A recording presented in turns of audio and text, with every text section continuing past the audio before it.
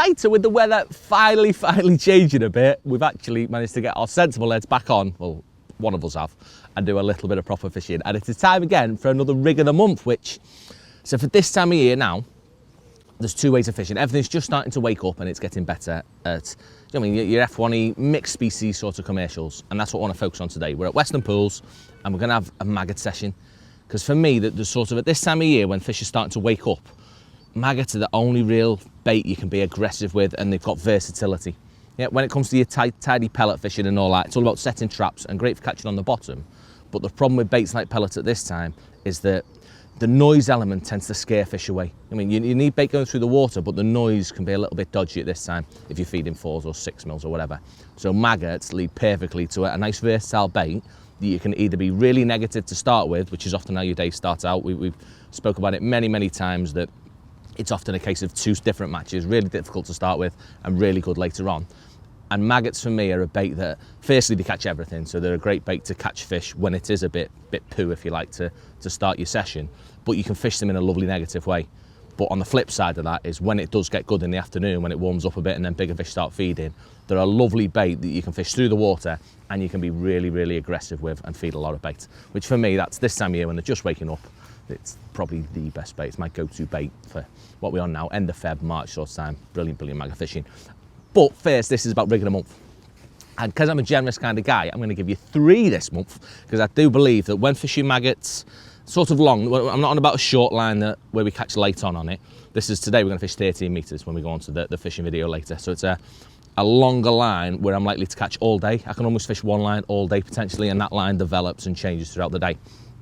But you have to have rigs to fish it at certain times of the day and depending on what's going on in the peg.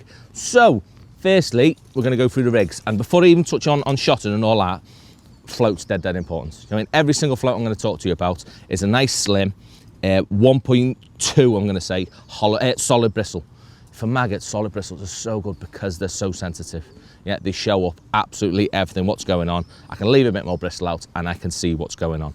So I don't have to babble through all 3 floats for you, like the actual makeup of the floats. They're all the same, different sizes that I'll talk about, but it is this lovely little elongated body, carbon stems on all of them, and that 1.2 mil, maybe 1.5 if you were struggling to see your float on a different sort of venue with crappy light.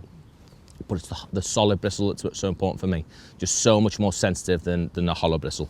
So that's the first step. What should we babble about? Right, let's go down to the important end with me shotting. So what I'm expecting when I fish maggots is my peg to work in sort of 2 or 3 ways.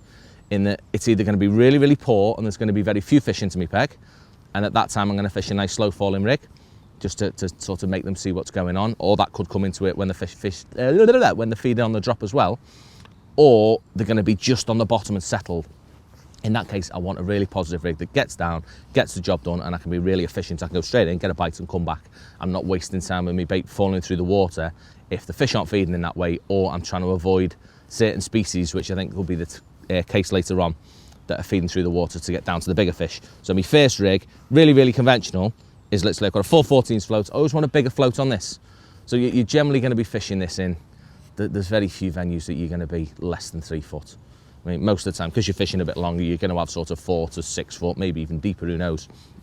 So you want a proper float. In this case, I've got 3.5 foot and I've got a 4/14 float, which is perfect enough to get that bait down quick with no messing about. And I can have a decent bulk. So in that case, I've got a little spread bulk there in case I want to dick about with it of 6 number 9s.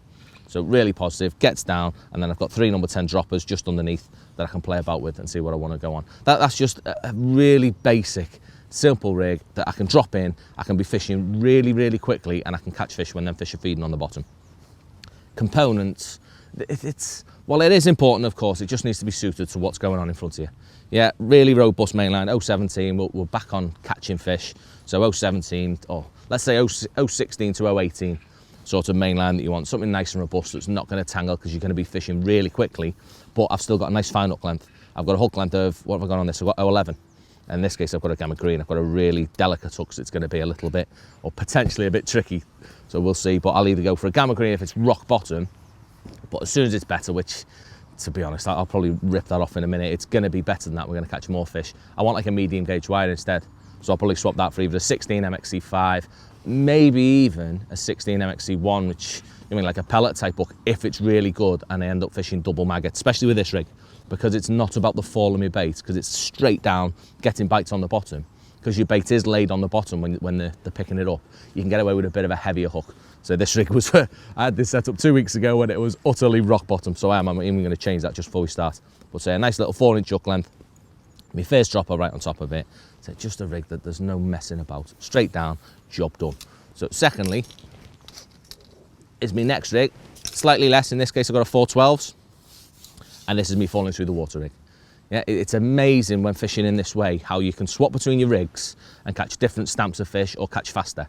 So in a peg that you think is void of fish, you can go from swapping from one to the other and all of a sudden you're catching again. So you need that versatility because of the way that the bait behaves when it's in the water. And this one, say same again, same float, same type of float. That's one of the Timmy Moore's ones. 1.2mm hollow bristle, all exactly the same. I mean, no dicking about. And this one's just a case of spread out number 10s. In fact, what I've got 2 number 11s at the bottom, just on top of my hook length. I've got a bigger hook length on this one. I've got a 6-inch hook length on this one, because it doesn't matter about getting it down fast on this one. This is all about catching fish through the water.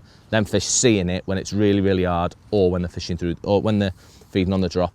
But I've got 2 number 11s as my bottom 2 shot, but it's just evenly spread with 2 11s and then 10s evenly spread through pretty much my entire rig. So what have I got there? 1, 2, 3, 4, 5, 6 number 10s, 2 number 11s with a 412s.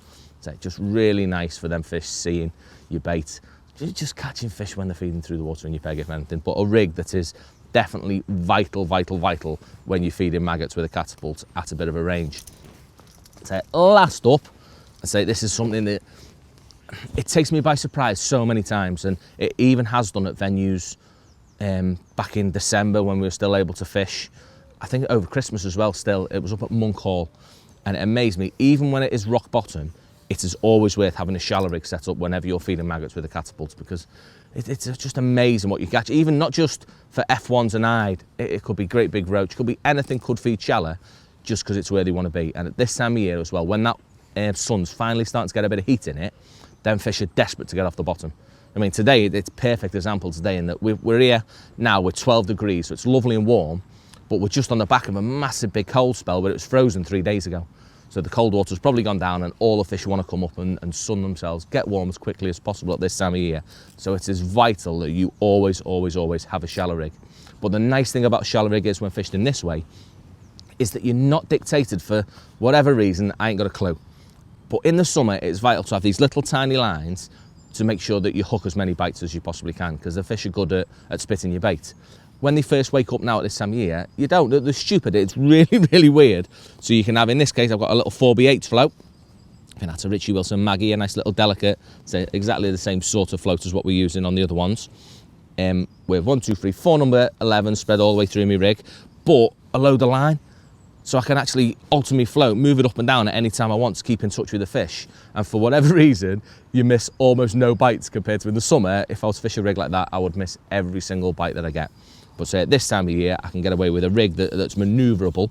I mean, I could search my peg with 1 different rig. So I have that set at, what's that? In a 3.5 foot deep peg, what we've got today, I've probably got 3.5 foot of line, so I can fish it from 3 foot onwards. So again, nice versatile rig that I can dick about, move it up and down, and keep in touch with any fish if they come shallow. But say it's the main thing that I'm going to focus on when we do the fishing video later is the 3 rigs need to be used in combination with each other. There's not just a case of you start on that one, you move to that one, you end up on this one. It's so often the case that you swap between the rigs all throughout the day by seeing what's going on, by how them fish are feeding, by what you're catching, and also by what everyone else is catching. But so we'll save that for the fishing video. That's pretty much. There's not a lot more to talk about than that. So I do use on my shallow rig is I'll use stots instead of shot, just to find it sinks a nice little bit slower, it makes it a little bit better. But say components wise, exactly the same. 010 hook length, or 011 hook length, 070 mainline, nice and durable, just nice rigs that are potentially going to catch lots of fish. So folks, if you like what you've seen, please like and subscribe, because it keeps us in jobs and we love creating the content for you. Yay!